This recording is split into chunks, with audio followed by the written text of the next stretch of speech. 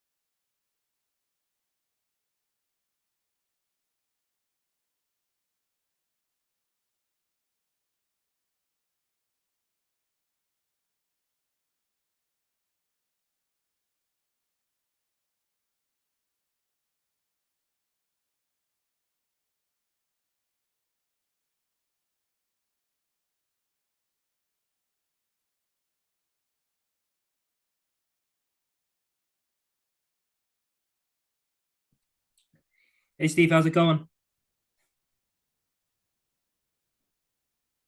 You're muted.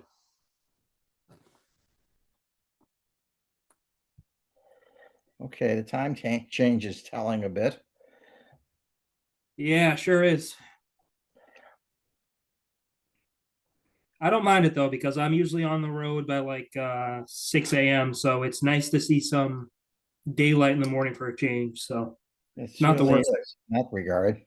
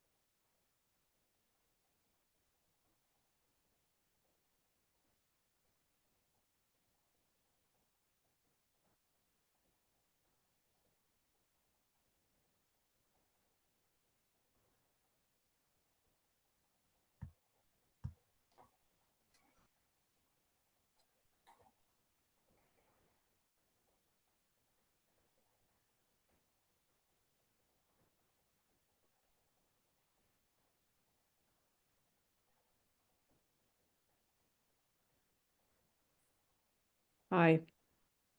Sorry to be late. Oh, no problem.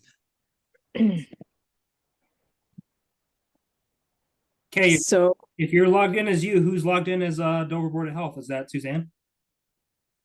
I don't know. It Yes. is. That's me. Yeah. Okay, Hello, just wanted to make everyone.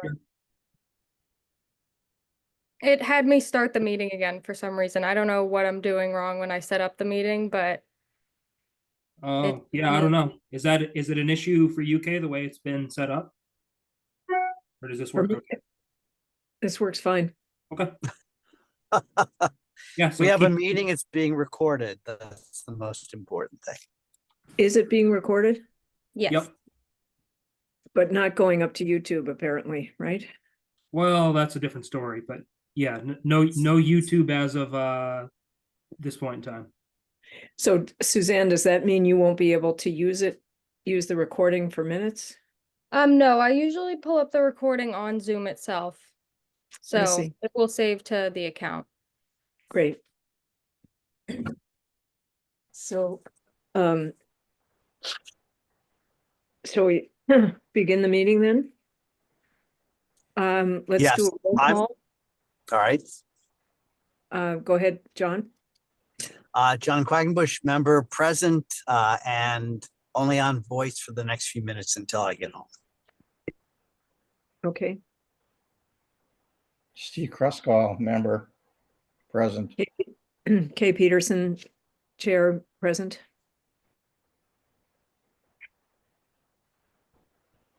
I just misplaced my agenda. Hang on a second.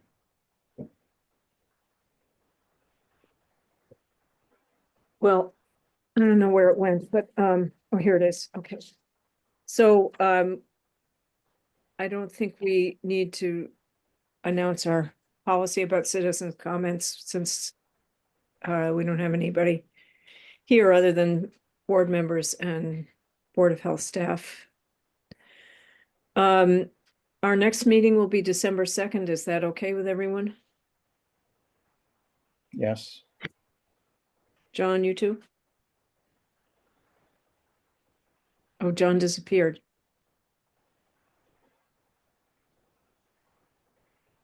Well, Jason, you're muted. We can circle back on that one when John returns, back on, hopefully at some yeah. point. Okay, so should we talk about the minutes from our last meeting?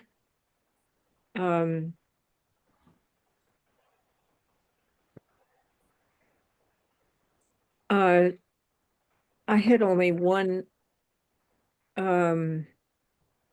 actually, two questions.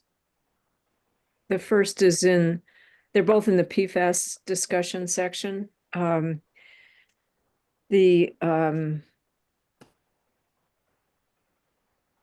I think it's the third sentence, the company introduced a test for PFAS on July 10th. That means that they did the test at Arthur Simon's home on July 10th. Is that correct? Yes, that is when he Okay. got his water testing done. I would say instead of introduced, performed. Okay. And then on the same page, when there's a sentence that begins, risks can include, and then there's a list of risks. These are potential risks. These risks have not been definitively linked to PFAS, and I think we need to just make that clear in this sentence. We could say possible risks could include,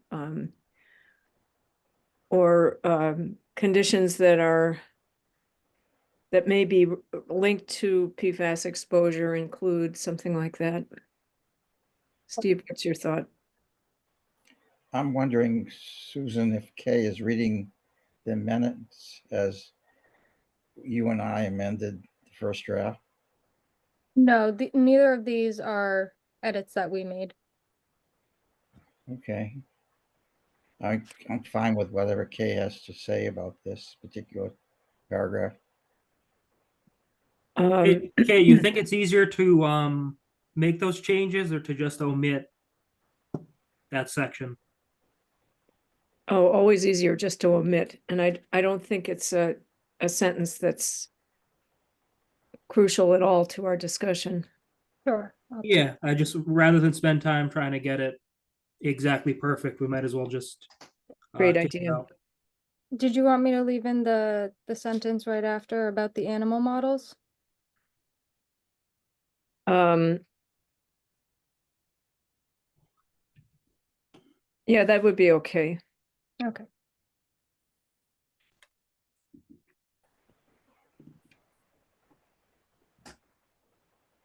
And then, on the next page,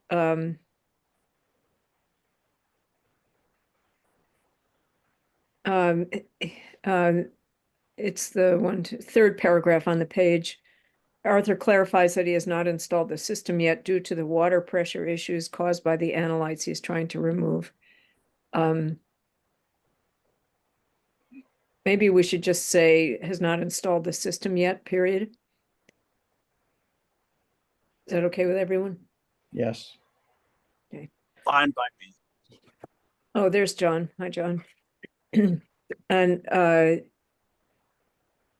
then, sorry, there, I've got one more, number 7, associate board member update.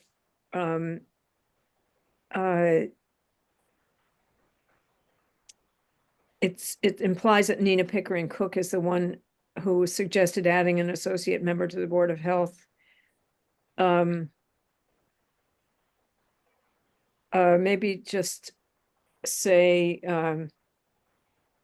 Chair Kay Peterson and, Director Belmonte had a conversation with Nina Pickering Cook regarding adding an associate member to the Board of Health. Susan, the- you and I spoke to that particular sentence as well.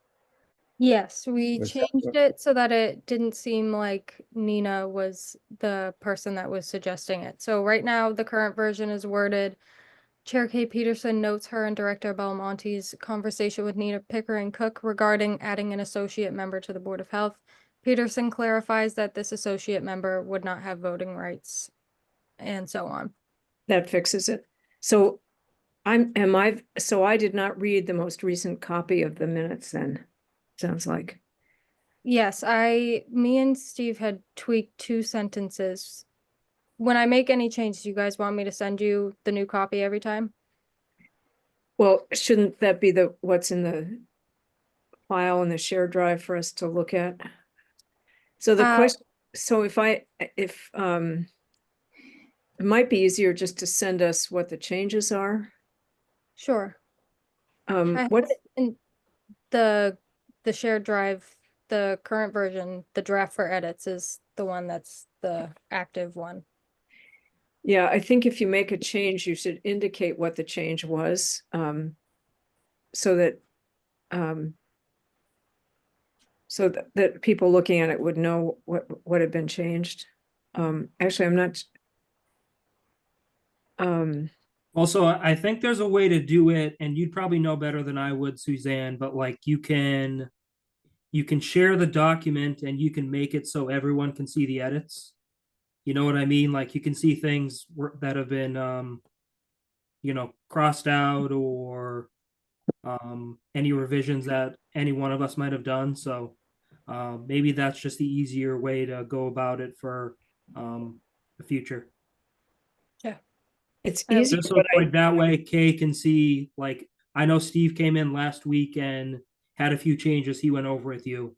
So like if Kay was able to see those changes, that way, we're not sitting here and Kay is giving us the exact same edits Steve already gave us, you know what I mean?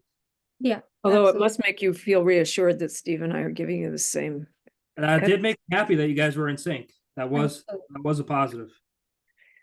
So the only problem with that, Jason, is that I think I think it's a violation of the open meeting law for there to be any discussion, either direct or indirect, outside of our meeting about what the minutes should say. And Steve commenting and making a change, and then me reading Steve's comments, I think is not all right. Am I correct about this? Seems a bit extreme. It does. Yeah, I mean, if there's any concern about it, we can just we can continue doing it how we've been doing it um, as of late, even if it means being redundant in some cases. If it protects us from any conflict, then that is what it is. I remember that there was a distinct discussion about this with Felicia or I think it was with Felicia about how to review the minutes, and that we ended up deciding that the best way was for everybody to bring their changes to the meeting so that we could discuss them together. Well, I'd like to see whatever has been written in the minutes regarding that. It seems a little overbearing, especially since at Bob Springett's memorial, Robin said that she sat down every week with Bob breakfast. Steve, you know, it would be a good idea. What if you go to talk to Felicia about this and ask her Sure. what she recommend is the best strategy for getting this Yeah. stuff done? Because Yeah.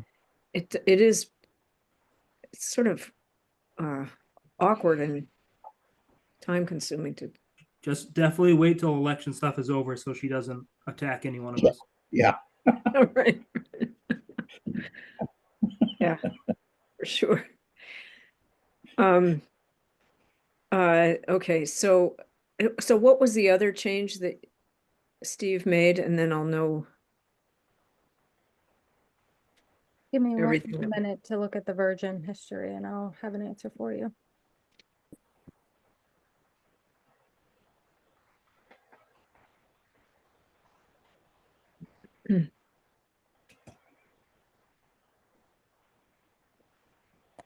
To me, it seems a little ridiculous that we can't share edits on a document because we have to vote on the final document anyway. So that would seem to be consistent with the open meeting law, right? Because that's what becomes the policy, is the final document that we vote on, or that becomes the minutes of record. I agree that that makes sense, but I feel as if somebody took the point of view, Felicia, maybe, that making changes to the minutes outside of the meeting is like deliberation.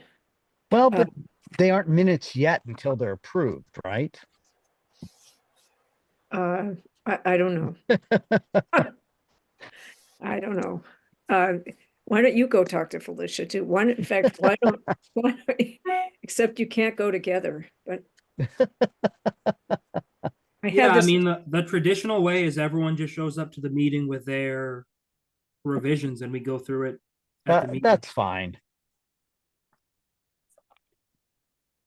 Sorry, I'm not sure why my version history isn't showing which changes Steve and I made. I'm just reading through it to see if I can remember.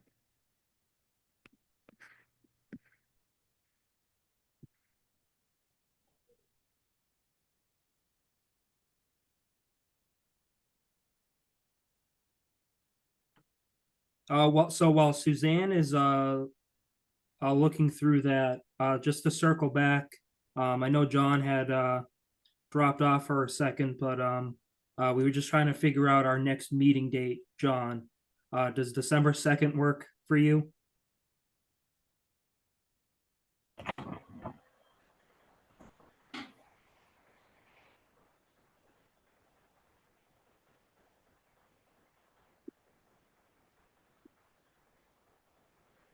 John's muted.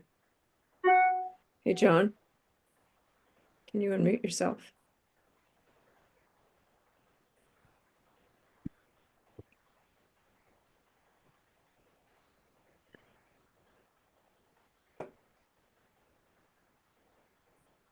Are you texting him, Jason? No, I am not. Shall I? But no, that's okay. Maybe he got pulled away for a second. All right. Yeah, we can always go back to it. Steve, do you remember what anything about the other change you made? Was it No. just medical? No. I don't recall. I'm sorry. Listen, not the end of the world. We can always kick that to next agenda if we meeting. need to.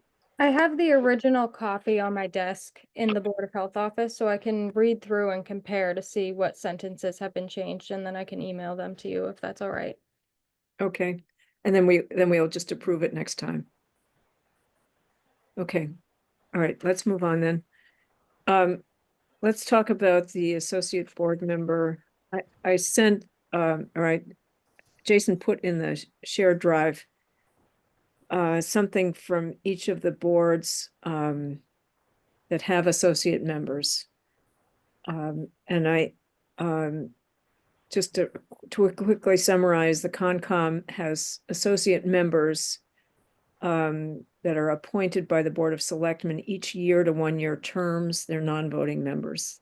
The Planning Board has one associate member elected at town meeting or at the town election, sorry, not town meeting. And then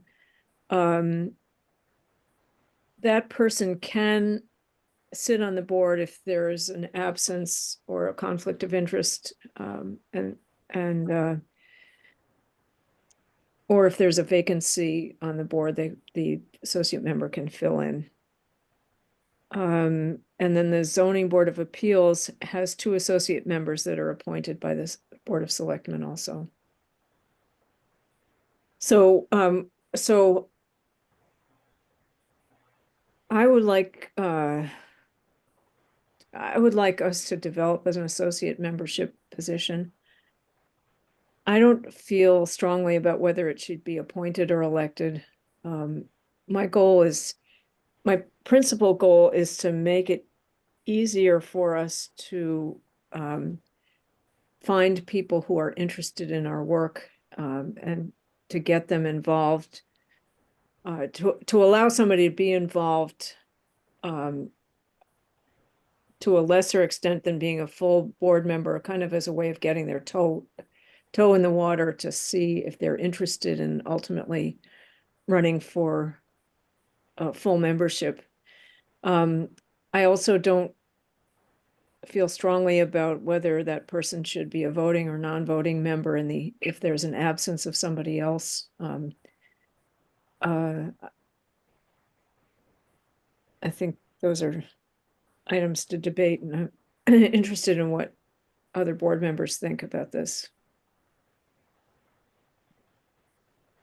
Well, I think since it's a non-voting, potentially non-voting position, and only most other boards have single-year appointments, I don't think this should be an elected position. I actually think it makes a lot more sense to have it appointed. We could nominate people from the Board of Health and have it approved by the Select Board. I think that makes sense. I don't think we have too many issues with conflicts of interest on this board. I don't know the past history, but as an associate member, I don't think it's really a voting position. The question of having them fill in if something else happens, if we can't meet a quorum, something like that, I'm not so sure about. But anyway, those are my immediate thoughts. Steve, Kay? Thanks, John. What? I was just saying, Steve, Kay, what do you guys think? I believe it should be an elected position. And if it's an elected position, then debate could ensue regarding whether it should have any sort of voting capability in certain circumstances. But I am strongly against it being appointed by the selectmen, given past experience. What in particular are you concerned about, Steve? Were you there for the 3 years of COVID? Yes, I was. Well, I wasn't on the board, but I attended a lot of board meetings.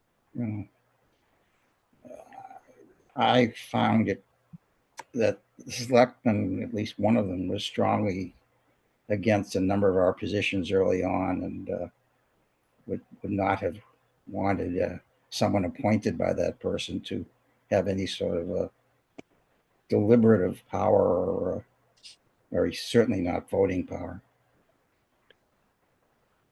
So I would agree with that. I don't think that allowing the selectmen to appoint a member of the board is a good idea because it potentially could usurp control over what we do.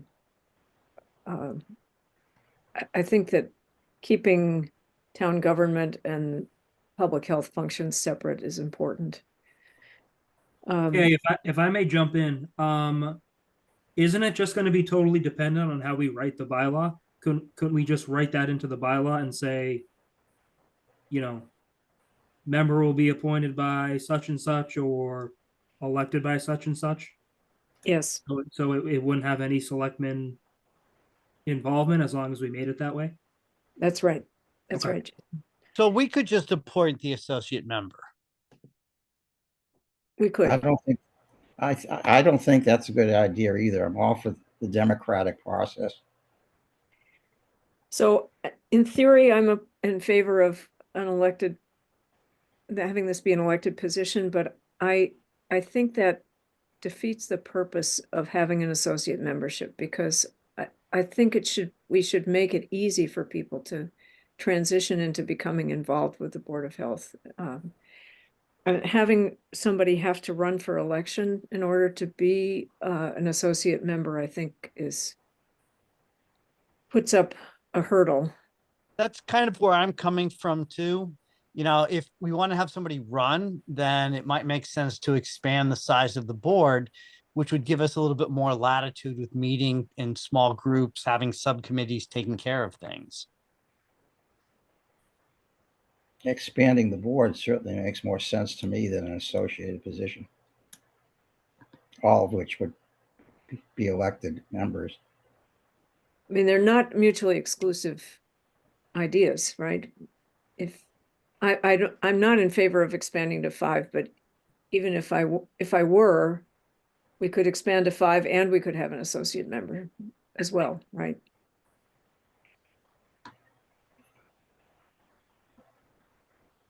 Unless you convince me otherwise, I'm not in favor of having anyone participate and have any potential voting power if they haven't been elected.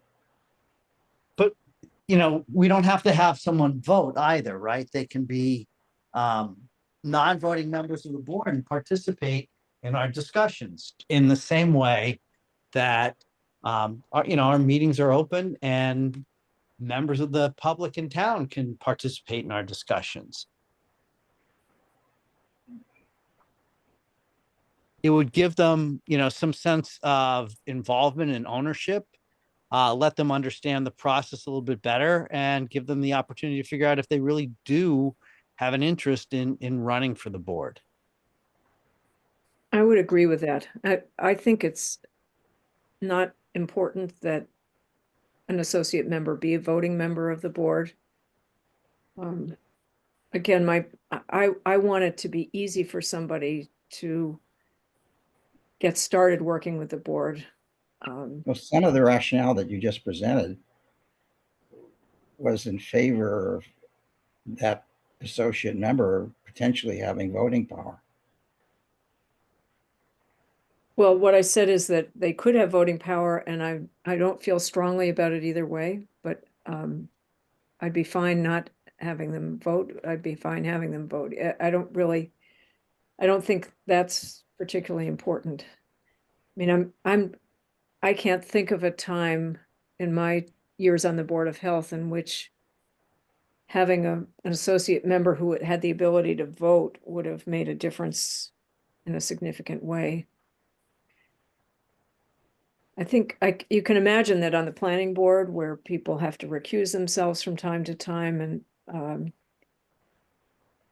it's a big board and they could have a couple of absences and somebody recusing themselves and they might not end up having a quorum that it would make sense. But I've just never seen that kind of problem on the Board of Health. So I'm not particularly excited about having the person vote if you all aren't.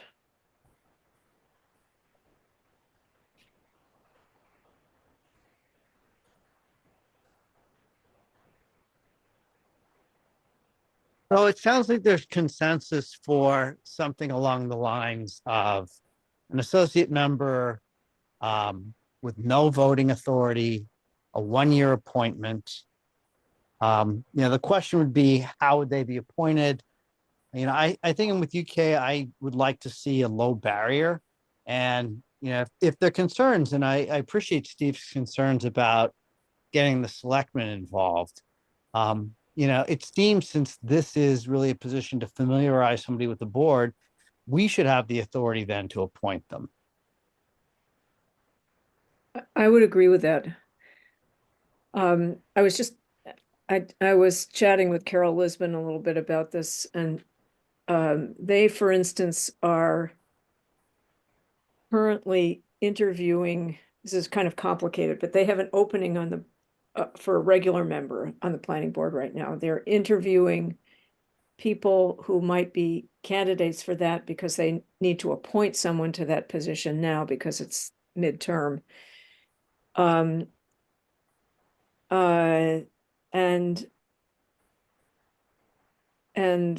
they have and their associate member is moving up into a full board position as well. So they're also going to be appointing an associate member who would begin midterm and then would run for election in May because it's a one-year term and that would end after 6 months or so. So they're interviewing a bunch of people hoping to fill 2 positions by appointment in the middle of the term.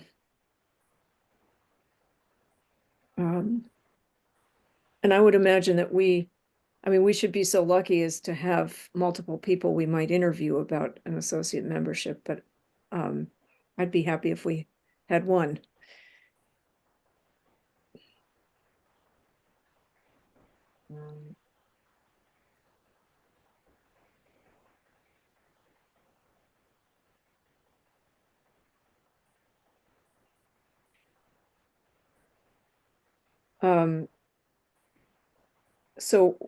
So Steve, how do you feel about the idea of a one-year appointment, no voting rights, and appointed by the Board of Health? Is that acceptable? I'm not comfortable with that. I think it should be elective.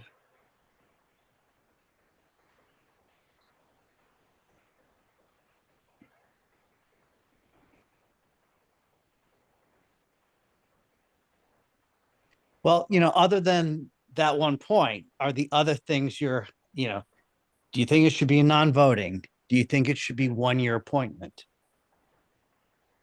I don't have any problem with it being a 2-year appointment or a 3-year appointment, but if it's elective.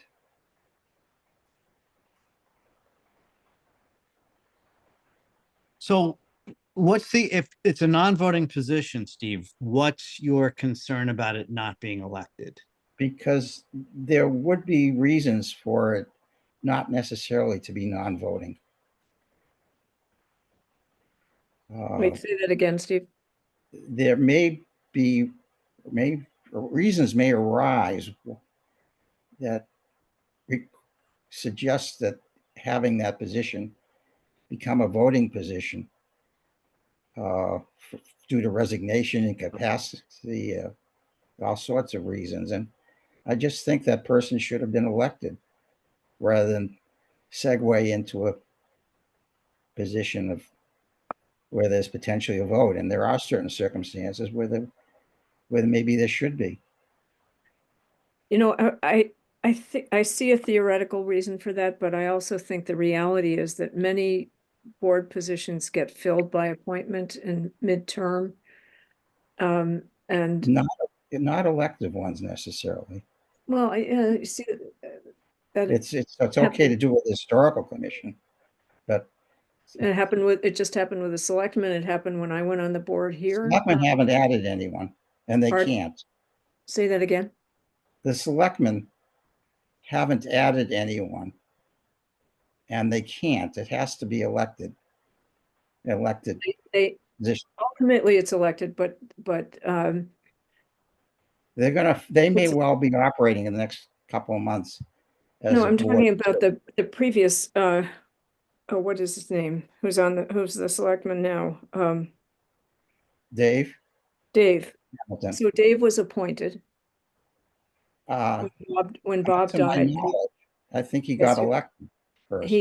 No, first he was appointed to fill the vacancy. And then in the town election, which happened very shortly thereafterward, he was elected. Well, I asked Felicia about this because, as you know, there's some uncertainty as to what the composition of the Board of Selectmen will be going forward. And she told me that you can't appoint anyone to it. They will be running as a board of two potentially until an election occurs. That doesn't make sense to me, given. That's just what Felicia told me. I'm pretty sure I got it right, what she said.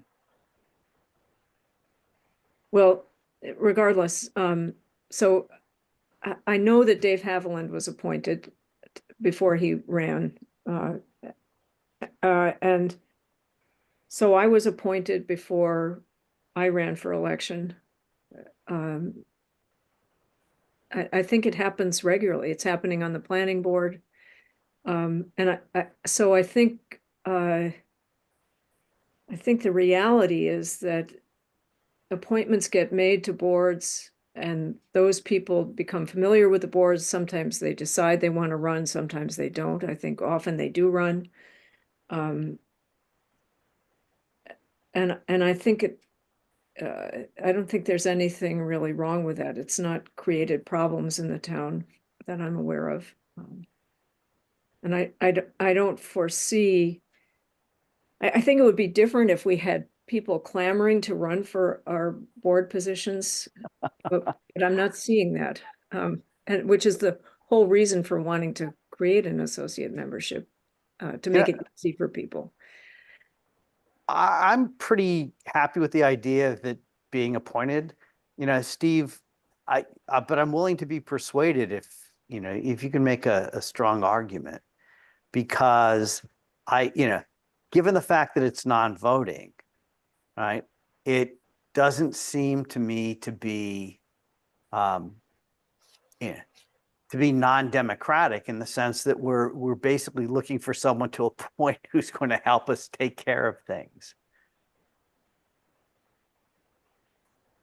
Well, I don't quite view it that way. I stated that there may be circumstances when that person should have the right to vote in cases of incapacity, resignation, maybe other cases. Right, and I prefer that they have been elected.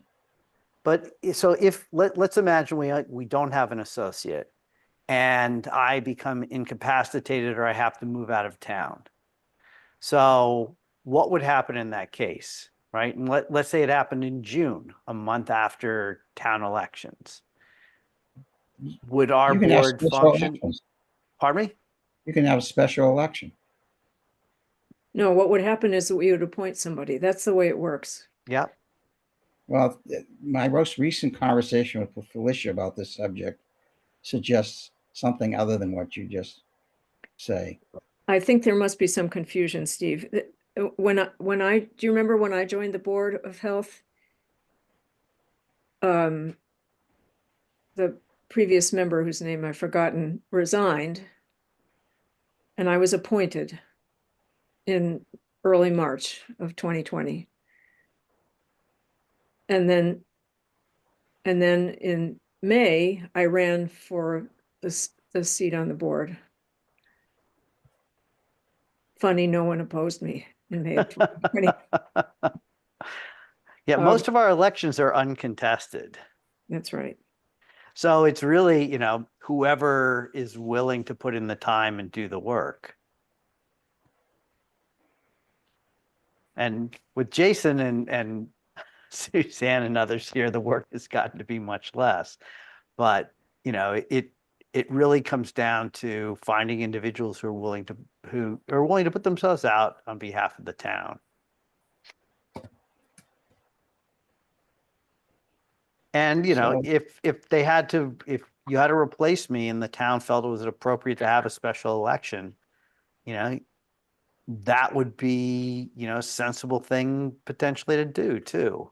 And the person who had been an associate member would probably be in one of the best positions to run themselves.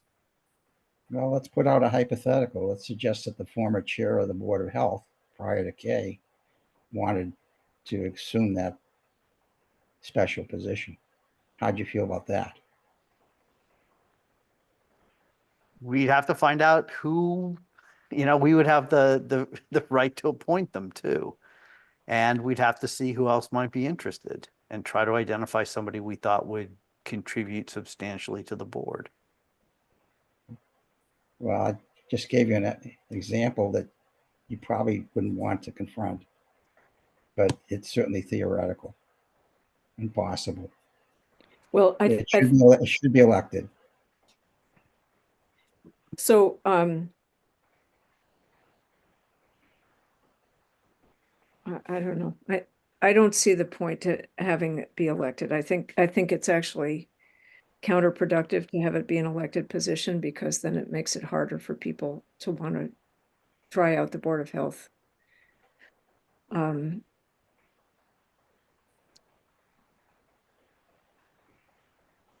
if one of us became incapacitated, I have, you know, Steve, you could go and talk to Felicia about this, but I'm virtually certain that we would appoint somebody, just as the planning board is in the process of appointing somebody to fill a vacancy right now. And And just as that- the Board of Selectmen did a few months ago. And both of those are much higher stakes than Board of Health. Oh, In John, terms of- really? In most instances, yes.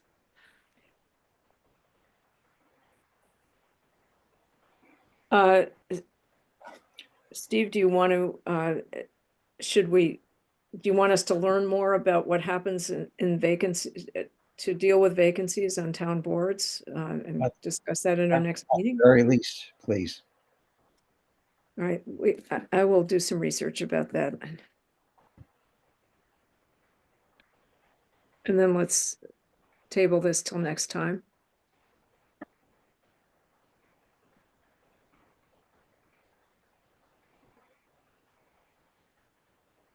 All right, sounds like a good plan.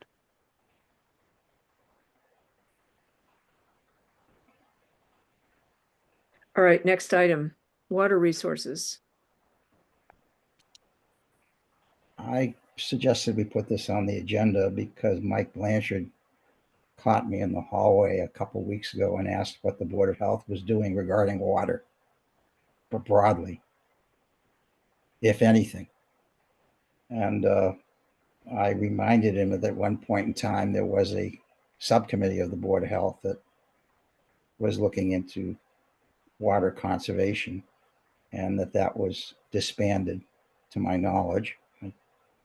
I assume that's still the case, and that there were a number of issues regarding water that the Board of Health might want to weigh in on and might want to have its own subcommittee regarding. Not the least of which is lead in pipelines that lead to houses, the MWRA situation regarding, if you want to call it Aquarian or whomever they are at this moment, PFAS, hydrants that don't work, water conservation, a number of issues that probably should be under the purview of at least the Board of Health in some fashion. And so I'm interested in seeing that committee under our jurisdiction be reconstituted and have even maybe a broader portfolio. Because I'm not aware of very much being done on the part of the town other than what the selectmen decide, such as the drought status that they just voted on. Do we know how much of it, how much of an issue at all lead pipes are in the town? You know, I'm just curious for my own own education. If you have 1970s housing earlier, there's a good chance that the pipes that lead from the various distribution points of the town water, at least up to the houses, and perhaps even those that have private wells may well have lead in them. Jason, how often do you see a water test result with an elevated lead level? Rarely. Maybe once or twice since I've been here. But I mean, I guess overall, Steve is correct. From what I've been able to gather on my travels, is just the infrastructure in general just isn't in the greatest shape. So concerns like Steve mentioned are very real for the most part. Mhm. So the issue has to do, I think, with how the town thinks about these issues and makes decisions. When the Water Resources Committee was part of the Board of Health, when it existed and was part of the Board of Health, there was a vacuum regarding water everywhere else in the town. That's my understanding. Correct me if you think I'm wrong, Steve. And the Board of Health stepped in and had a group of people on this committee who did some great thinking about water. And it was that committee that was ultimately responsible for the monitoring wells, right, Steve? Yes. And then at some point during COVID, the Board of Selectmen decided that this was in their purview, and the Water Resources Study Committee should be disbanded because the selectmen were going to take responsibility for water in the town.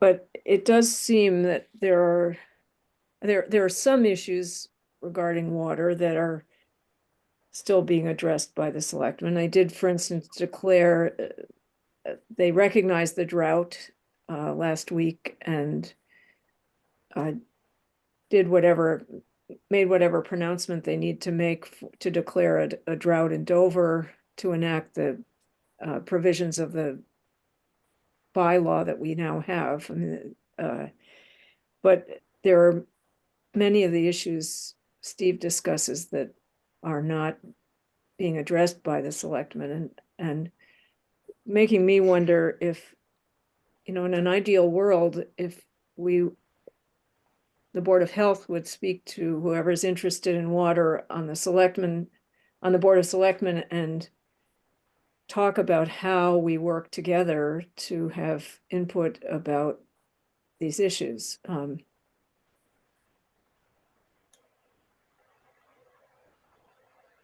This is not a great time to be talking about anything like this, but that doesn't mean that in a few months it wouldn't be a good time to talk about it. I Steve? think it would be constructive when the time arose, and you're correct about that, Kay, in terms of the timing, for any of us who wish individually to sit down with the town manager and see if we get on the same page with him, and then move forward regarding that if necessary or not. But I think I wouldn't circumvent the town manager. Well, it could make sense. I don't know if we necessarily, we'd have to come up with a good title for whatever that committee would be. We'd have to figure out whether or not it would actually be sensible to have a committee, or to really just take this on as part of the Board of Health, right? If we do have a committee, should we appoint people from outside of the Board of Health to serve on it? Right? We'd have to come up with a charge, but I think addressing some of the health related issues that you pointed out, and really understanding them in the context of the town, could make a great deal of sense. I mean, many of the water issues are involve the Board of Health, or I mean, are within our purview, but many Right. are way beyond our purview too. I mean, what does the town do about a drought? How does the town respond? What should the town be doing about education, about irrigation, or how should it be? Should it have regulations about irrigation, blah, blah, blah? That's way, I mean, we certainly would want to have input into that, but that's really not for a Board of Health to be deciding. But I think we ought to be working with whatever entity exists and doesn't exist now that's multidisciplinary, involves other departments that have an interest in water. I mean, the DPW is interested in water, the selectmen are interested in water. We're interested, I don't know who else, but it's beyond us. Having a comprehensive committee to address this is not, it's not appropriate for the Board of Health per se, but we need to be more involved, I think, in thinking about water in town.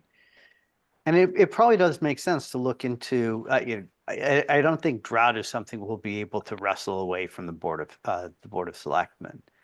But, I do think it makes sense for us to really look into just better monitoring of the health and safety issues around water within the town. It's difficult because, we all have, the vast majority of people in town are served by wells, either private wells or collective wells. The collective wells are probably a little bit easier. But then, again, the question, which I don't know the answer to, is how much of this falls under state regulations and how much of this we really have an opportunity to try to influence. So if we were to start looking into this, I think the first questions are just, where can we actually do something that makes a difference? If it's making recommendations to the town that, we invest in, periodic testing, that's one thing. I just don't know where it goes beyond that, beyond us making some relatively straightforward recommendations.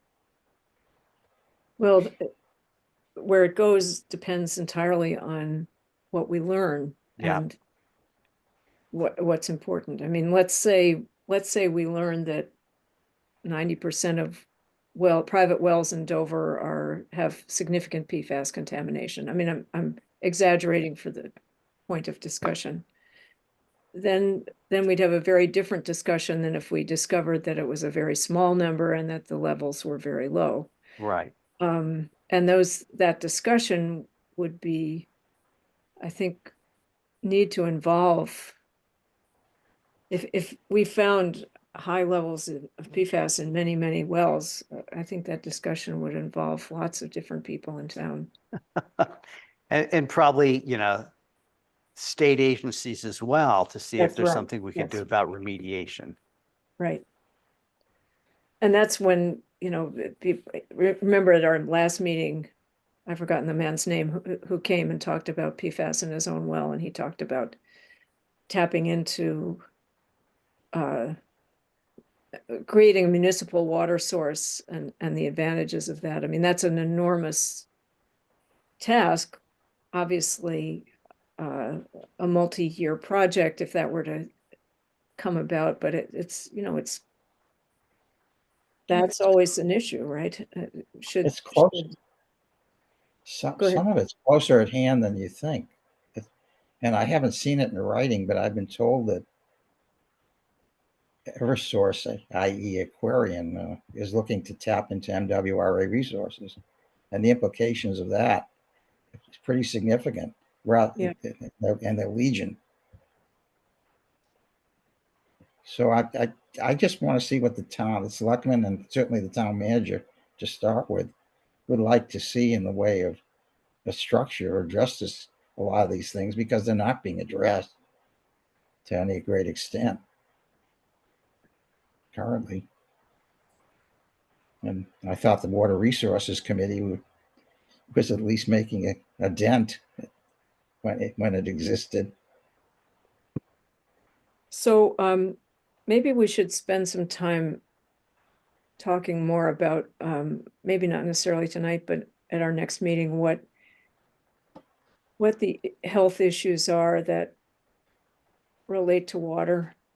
Or maybe we could talk about that now. I don't know what time it is. It's almost 7:30. We have a ways to go on our agenda still, but do you think if you have thoughts about specific ideas beyond the lead and pipes and PFAS, that you could send them to Jason, and then maybe Jason and I could go talk to Mike? I think talking to Mike is a good idea. Well, I just gave you 5 things, so there's probably more because I jotted those down pretty quickly. Well, 3 of them went out of my head already. Can you write them down and give them to Jason? They're in the minutes, or at least in the They're in the recording. minutes, yeah. But Actually, it's 6. um, But And- having a conversation with Mike would be constructive, I Yeah. believe.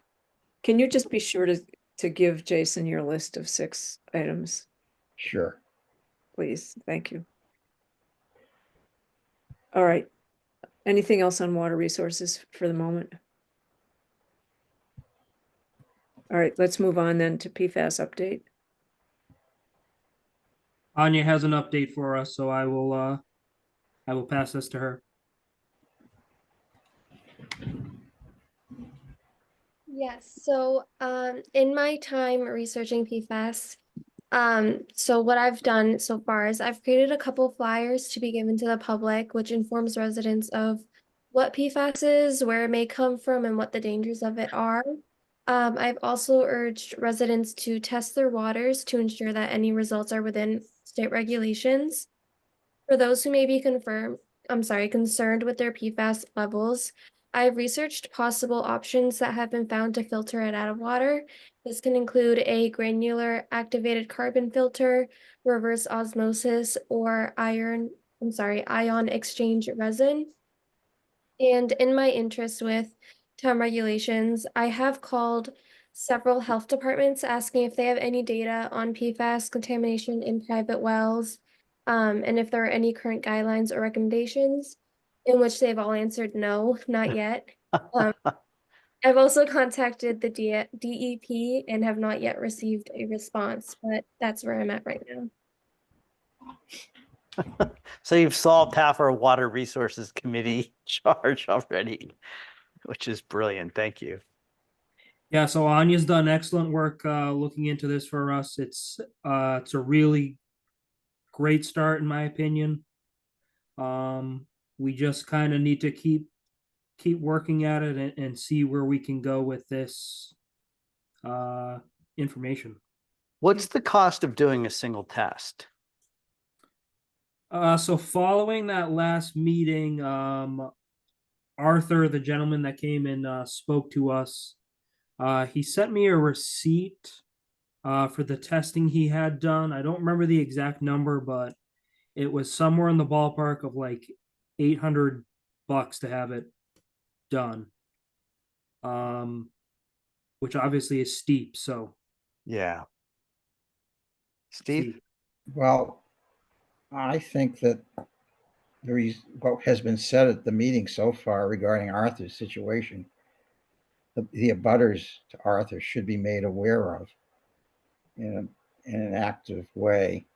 And there may be some funds to underwrite their testing for PFAS. If it turns out that Arthur's an isolated instance, that's one thing. But if it turns out that the problem is more generalized, at least in his neighborhood, then I think some rather urgent actions called for.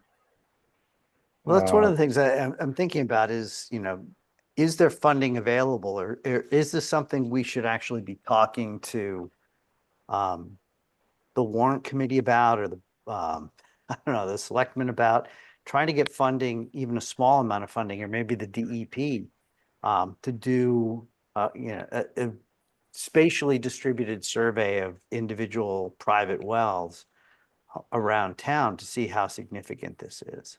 The The other question, selectmen have some discretionary funds, and we might even have some, but certainly there's money there without having to go through a vast procedural approval to get that sort of, what might be $8,000. it would be very interesting to tap into those monitoring wells around town and Yeah. see what the levels are in Yeah. those. We don't have to have anybody's permission to do that. But also the abutters to Arthur, I think, Yeah, I really think have that makes sense. given a heads up.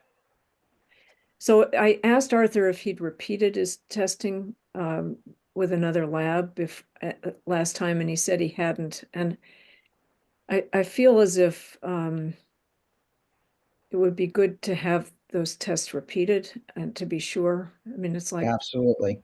somebody says your Yeah. potassium is 2.0. Repeat Yeah. the test. Yeah. Um,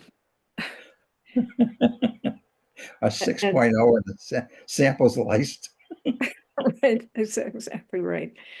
Uh, and I wonder if we should think about that as the first step before talking to abutters to confirm with a different lab that we know is reputable. Anya, have you learned who at the DEP is knowledgeable about PFAS in private wells? Do you have any names yet? I don't. I just contacted their random email about, I think it was something like, what up here? They had it, sorry, I'm rambling here. dep.waterways@mass.gov. So whoever runs that email. Yeah, and no we can name. maybe try Anya too to see if there's a few other specific contacts we could try connecting with. A lot of times those general emails through the state, they just, there's a good chance you won't get any type of response. So Steve, are you raising your hand? I can't Yes, tell. I am. There's a corollary to this, and that's regarding our website on the town website. And that is, it's not exactly user friendly for following a procedure for water testing. It needs updating. That we reference the state data, or at least what the state published a few years ago, but we really don't have anything on our own regarding who's the people that PFAS testing would be acceptable to provide to. And I would hope that someone be able to take on that task of dealing with that website issue and bring it a little more up to date. Yeah, once we have more information, my feeling is that what Anya learned from benchmarking with other towns is related to the problem, that nobody knows what to do. And I was hoping, Anya, you would tell us otherwise. I wanted the answer. I wanted you to say that whatever community has got this all figured out, and if we just follow what they're doing, we'll be in good shape. And I feel as if the DEP is likely to have the most overview of this, because I know that a couple of 3 years ago or so, they did have a program to try to get data about private wells and PFAS. So somebody there is interested in this. Jason, were you searching our minutes from a couple of years ago about this? Or were you going to, there's a way to search minutes, right, with key phrases? did I either had Anya or Suzanne look into that? Was it you, Anya? Yes, Did you find anything? I did. I found that nothing really specific, but I did find that two wells in Dover were put out of service because they exceeded regulations for PFAS. I'm not sure how they brought it back into like a safe amount, but I know that two wells were out of service for it. Were those in the minutes? Yeah, I just did, there was like a search bar, so I just searched up PFAS and then something came up, scrolled through it, found it. Do you think you could send copies of those minutes around to us? Yeah, I can look for those, Just yeah. take a look at them. You didn't see anything in those minutes about some guy from the DEP who was interested in this, who was reporting to the Board of Health about it. Steve, does this ring a bell with you? We asked Jason to, or So do you to do you remember into this? what was in it regarding water resources in general. And there was only something that didn't shed a lot of light on the subject a couple years ago. Yeah. Do you remember from a meeting, maybe it was during the height of the pandemic, somehow we were still talking about PFAS and they were trying to recruit families in towns that had a lot of private wells to have their water tested for free by the DEP. And we talked about the fact that it was a little scary to suggest that to people because their properties might get flagged and it might make it harder to sell and nobody knew what to do about it anyway, so what's the point?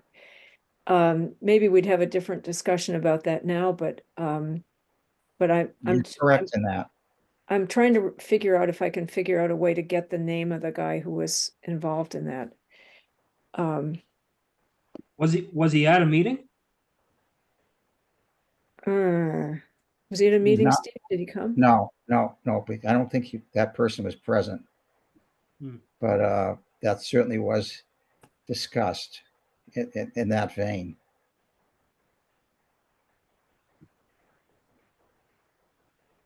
I'm gonna go through my, I don't know if I can go through my notes and figure it out, but I could look. Steve, how, would you guess how many years ago? 3.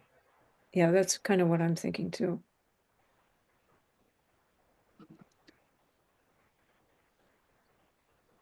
All right. Well, enough about that for now. Well, at least we could have, is it Arthur who presented his findings? If there's some way that we could even subsidize his retesting, that would be great. And let's find a reliable analytic agency to do that. I would be in favor of that. I don't think it's setting any precedent. It's really data that we need. I mean, he'll be interested in it too, obviously, but it's I mean, important for us. this has potential of being a serious issue, or if it turns out that the testing was inaccurate, even if we have to go a third time, Yeah. if it isn't 16 times the upper limit, then and it was back to normal, it would be very reassuring. Maybe. Well, I can't, I've asked around and no one can tell me what a potential source of PFAS in his neighborhood would be. What's his neighborhood again? Hartford Street up. Correct. Yeah. But we don't know where the fire department was doing its, Actually, we do. oh, we do? And I asked one of the fire people about that. What'd they And say? he says not there. Okay.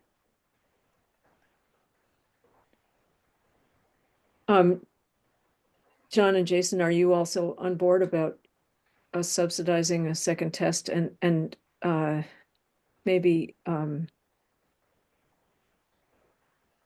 mean, maybe we arrange the test and with the guy's permission and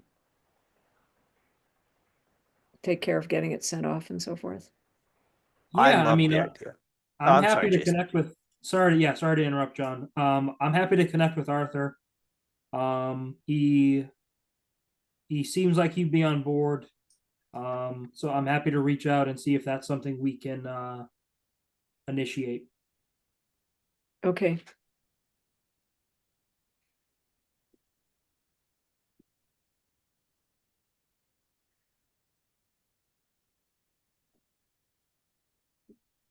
I think this would be a good topic to begin a conversation with Mike Blanchard about, that this is the kind of thing, it's not just a theoretical concern, here's an example of something that's an issue potentially for the whole town, maybe not, but maybe it is, and that it needs some careful thought.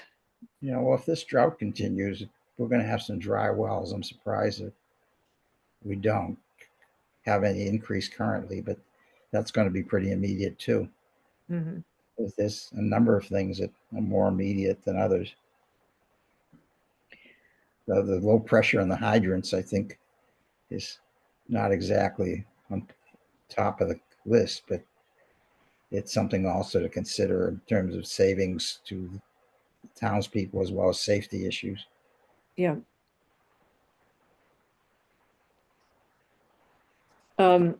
Okay, anything else about water? All right, So do we need to take a vote about subsidizing or paying for a retest?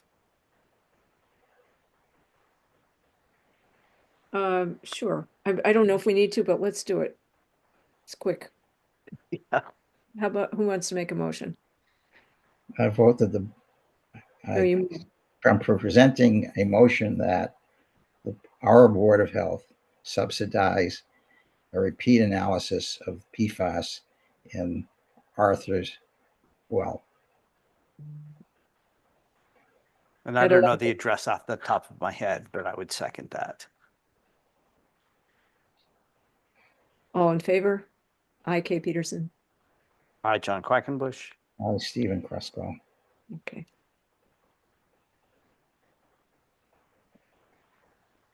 Now are we ready to move to the flu and COVID clinic recap? Yes, Suzanne has a recap for us, so we can pass that to her. Hey, the numbers are in. The total number of attendees for the clinic was 124. The total number of shots that were administered was 180. 80 people had gotten the regular flu shot, 35 people had gotten the high dose flu shot. The Pfizer vaccine, 25 people had received, and 40 people received the Moderna vaccine. So the standard dose flu was the most used out of all of them. And the most popular time slots that we had were the first time slot of the day around 10 to 10:30. There was a lot of people coming then, and then the last time slot, so around 3:30 to 4 o'clock. But we had a steady flow of people coming in between, and I have the total number of people that got both shots. It was 56 people that got 2 shots that day. Steve? So I have two questions. One is, were there any reports subsequently of adverse reactions? I hadn't received any emails from any attendees saying anything. I'm not Yeah, sure. not that I'm aware of either, Steve. Okay. And secondly, is there a way for us to confirm that the data was successfully uploaded to the state and such that anyone who had a shot there will be able to access the record of their having received a shot at that day? I just want to confirm that, make sure that it happened. We don't have Successfully. access to MIIS. We're not users of it, so. Not yet, anyway. Well, how about a VNH? You doing that for us? We still paying them?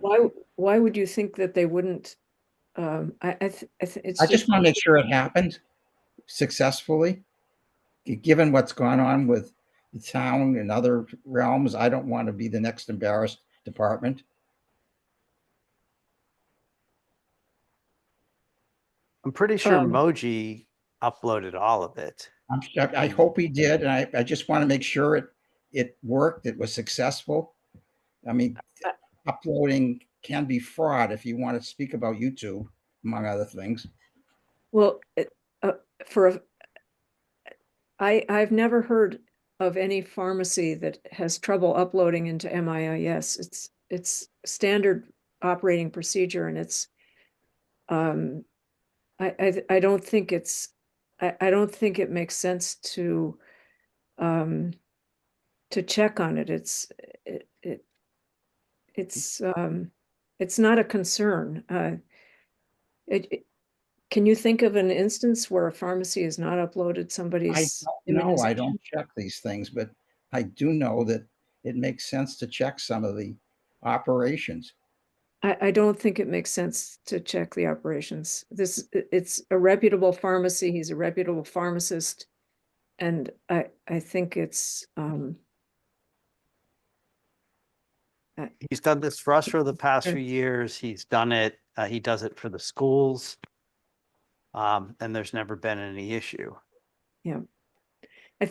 Steve, I think if you heard a report that somebody couldn't access their number, their data, or, if there was some reason to be concerned, but this is not, this is just not something that happens. It's not a thing. And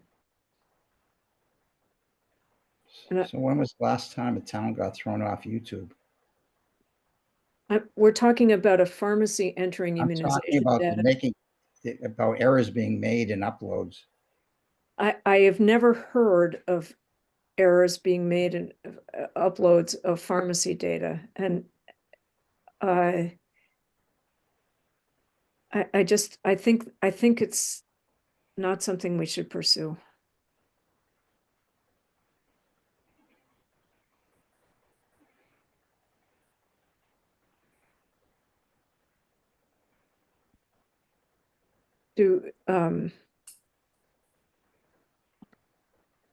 John, do you have an opinion about that? I don't know how to pursue it, and I'm not sure it's something we want to pursue. I think, I don't know what happened with the town in YouTube, but, this is clearly something that, is not anybody hacking Moji's upload of data. So no, I think we trust Moji to have behaved professionally and uploaded the relevant data. And also to ask someone to go in, someone would have to go into an individual person's medical records, health information in MIIS without having a clinical reason to do that. Yeah.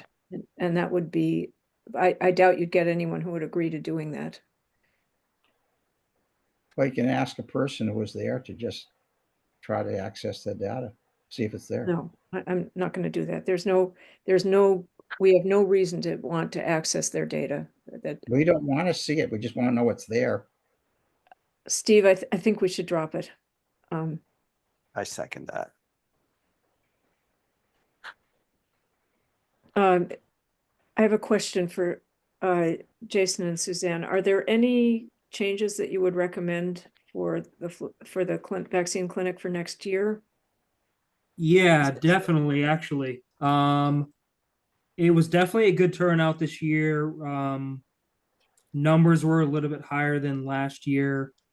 But as Suzanne mentioned, you get a giant wave first thing in the morning, and then you get a giant wave last thing late in the afternoon. So it would maybe make sense next year to split it into 2 smaller clinics and maybe just do an hour or 2 one morning, and then on a different day do an hour or 2 maybe at night even, after work, after school, and just capture as many people as you can for that morning block and for that late afternoon block.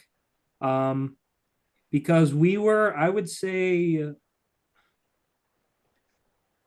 it was pretty steady for the most part, but there was definitely periods where we had downtime and we were, kind of just hanging around waiting for people to come through. So definitely too long in my opinion. So if we can kind of condense it and maybe do 2 smaller clinics, that may be the way to go for next year. or to have it on the same day with 2 blocks, and one in the morning, one in the late afternoon, and a hiatus in between. Yeah, if the pharmacists are available, it it all comes down to what their schedule is. Certainly, us as a staff, we can make it work, but it'll just be dependent on what they can offer. So would you do an earlier block and then a later block to try to catch more people? Yeah, I think so. Because the early morning was kind of an older crowd for the most part. And the late afternoon it was, minivans full of moms, dads, their children. Yeah. So doing something early morning to capture those older folks, and then doing something later on to capture whole families would be great. So we'll see what we can figure out for next year. So made notes and see what we can do to improve for next clinic. Great. Any other questions about the event?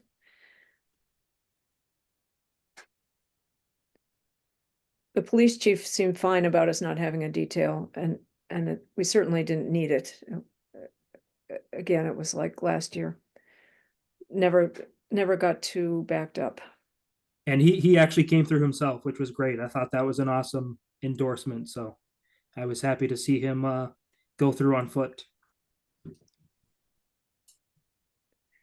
Well, I just want to, again, thank you, Suzanne, for all the work you did in arranging the scheduling and putting it all together. It was really nicely done.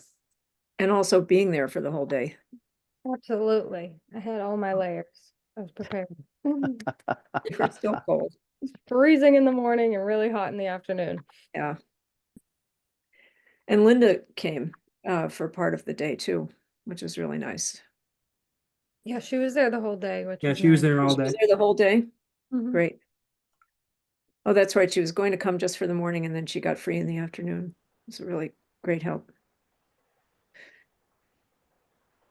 Anything else about the event? Shall we move on to talk about the public health nurse? Jason, you want to do that? Sure. Yeah. So we are in the process of onboarding a candidate. I don't want to give away any specifics or anything yet because there's nothing official yet. But we are working on onboarding one of the candidates that we interviewed a few weeks back. We are in a couple of weeks because of her salary request. It does have to be approved by the personnel board. So that'll be on their agenda 2 weeks from today. I have to put together a memo for the personnel board just outlining what our salary request is and why we think it's necessary. And the candidate's also going through Corey and all that stuff. So it's in the works. It's someone who I think would be an excellent addition to our group. So I'm hopeful everything will work out. Certainly as I get updates and everything, I will keep you guys posted, but that's kind of where we stand as of today. And when is the interview, Jason? So the interview was about 2 weeks ago. Okay. And I'm sorry, you mentioned a date upcoming for her. Yeah, so it's going to be on a personnel board meeting agenda Okay. because the salary is beyond what can be approved, without personnel board intervention. So Yeah. just going through the process and seeing what we can get figured out for her. All right. Thank you. Sorry.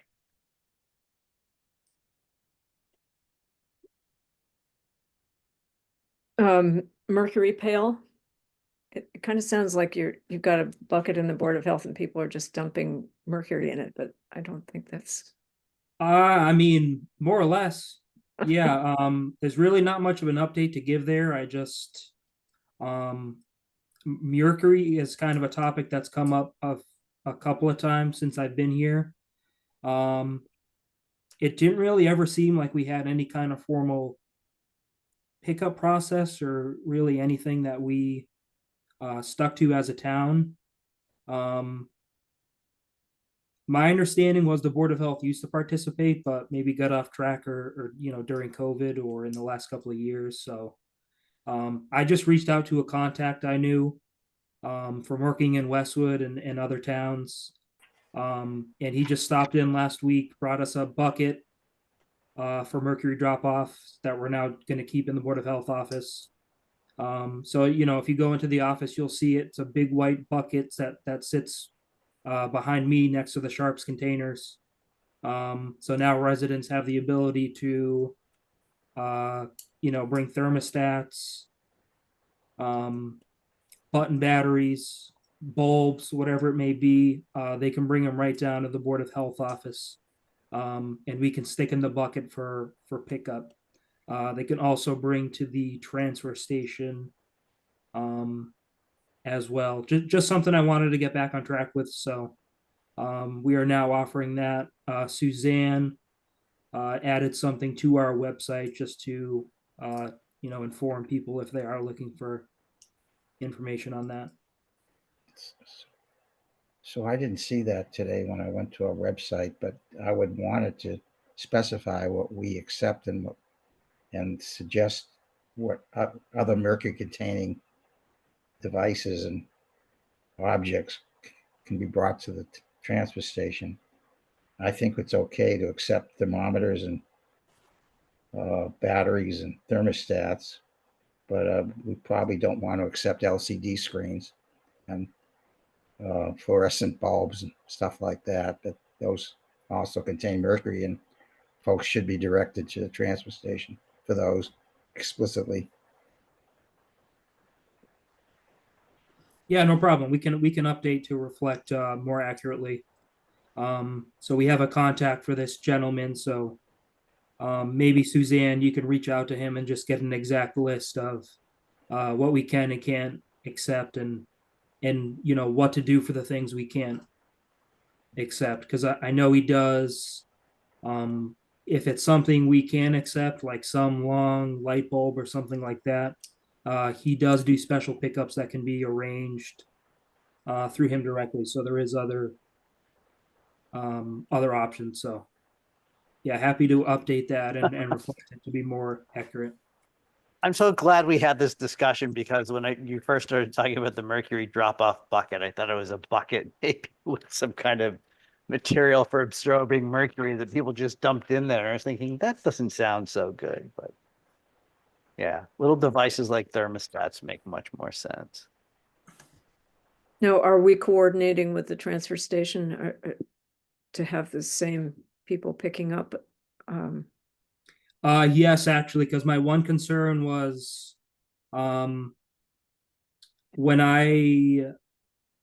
in past months when I've gotten mercury inquiries, we've called around and haven't really been able to get a straight answer. Calling around, meaning highway department and facilities, and no one really seemed to know what the deal was in terms of the mercury pickup. So the whole thing with this was we just wanted to get the bucket for the Board of Health office, but we also wanted to make sure we were on the same page with all the other departments in terms of the pickup. So I had Suzanne touch base with the highway department folks just to make sure we were all in sync on that, and we are. So Great. Very good. Shall we move on? Any old business people want to bring up? Anything that we haven't dealt with yet?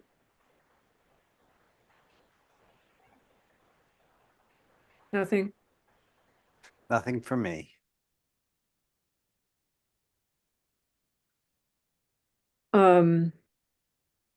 I just want to say, regarding the minutes, that they were incredibly well written and very understandable. And it seems they're longer than minutes have been in the past, but I actually like the fact that there's enough about the discussion that the pros and cons and various points of view are presented. Now, you could argue that we should say less, but I don't know. What do you all think? I really appreciate the granularity in Susan's fine work regarding this. It'll make for good reading someday to my grandchild. You're going to condemn your grandchild to reading our minutes? Oh, you're a cruel Steve. grandfather. Is this grandchild here yet or not? Yes, 11 weeks plus. Oh, yes, I have heard Yeah. that. Yeah, I'd forgotten. I don't know. Anybody else have thoughts? I mean, one point of view is that minutes should be very short because the less that's there, if there's less there, there's less, I don't know. Indictable. Yeah, right. Less trouble. But I also think that this really tells the story of what we discuss very well. So I think Suzanne does a tremendous job at the minutes. In my opinion, I think she should just keep doing them exactly how she's doing them. She seems to have it down to a science. So, I would agree. Does it take you forever, Suzanne, to do this? So usually when we're talking, I'm typing as we're going, and then I'll just rewatch the meeting like 2 or 3 times during the week. So Not the whole meeting. so whenever I'm typing and I don't catch something, I'll just do ... and then I'll try to find that point in the meeting so I can fill in the see. blank. So to you, it's an acceptable amount of time you're spending on it. Absolutely, yeah. I don't have a problem with it. If anybody wants me to shorten it, I wouldn't have a problem with that either. Yeah. Well, I think, John, you haven't weighed in. Are you? No, I think they're really well done. And, I like the detail. I think it's important for us to reflect what we discuss.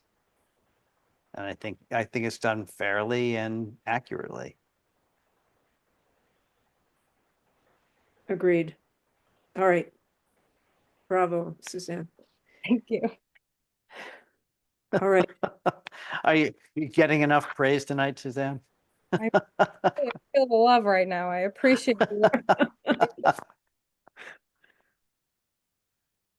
All righty. Well, that said, I have nothing else. Oh, John, how did you do that? If you go to react and hit the button, the send with effect up at the top will work. So. All right, I won't make you. Oh, I see. And you can also recognize hand gestures. I don't know if I'll do it tonight, but. oh, there you go. All right.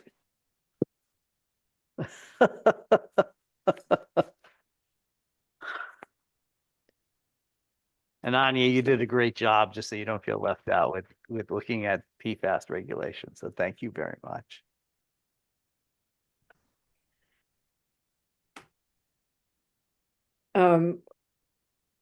Presumably we'll hear more about PFAS from you, Anya, at the next meeting.